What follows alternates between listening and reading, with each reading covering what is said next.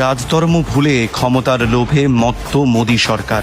নীতিহীনতা ও হঠকারী সিদ্ধান্তের কারণে সাধারণ মানুষের চূড়ান্ত হয়রানি ও রান্নার গ্যাসের ভয়াবহ সংকট এবং মূল্যবৃদ্ধির প্রতিবাদে আবারও রাজপথে জননেত্রী মমতা বন্দ্যোপাধ্যায় ও জননেতা অভিষেক বন্দ্যোপাধ্যায়।